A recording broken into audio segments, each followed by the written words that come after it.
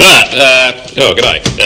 Mrs Thatcher said last night that she was aware of the popular support for the DAG party in New Zealand. Were you surprised? No, I'd be lying if I said I was surprised. I'm not surprised at all. She's a highly intelligent woman, Mrs Thatcher, Margaret.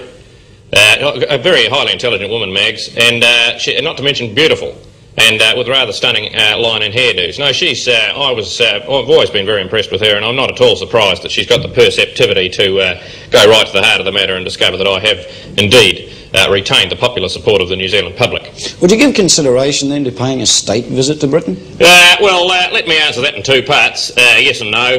No. Not really. You say that you've retained the basic support of the New Zealand people, but Margaret Thatcher says she's got a greater admiration for Mr Muldoon than you. She says he's got lung power, tongue power and punch power. What have you got that could possibly excite her? I think that it's fair to say that at the moment I do retain the monopoly on boot power. And I think it's fair to say that at the present point in time, the boot power in New Zealand politics is still the major force, and I shall retain that boot power so long as there's blood in me foot.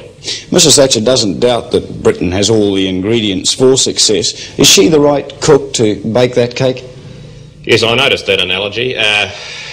Pretty appalling in a highly intelligent woman. However, I think that that, of course, remains to be seen, and the proof of the nonsense is in the other thing, which, of course, will be seen in the fullness of time. As a matter of fact, the old Sheila did some baking for the Thatchers, Margaret and Dennis, the other day, and we haven't been able to get through to Margaret, of course, because of her incredible array of obligations in the speech line, but we will be doing so, and we will be presenting her with a piece of New Zealand cookery that she could do much worse than emulate.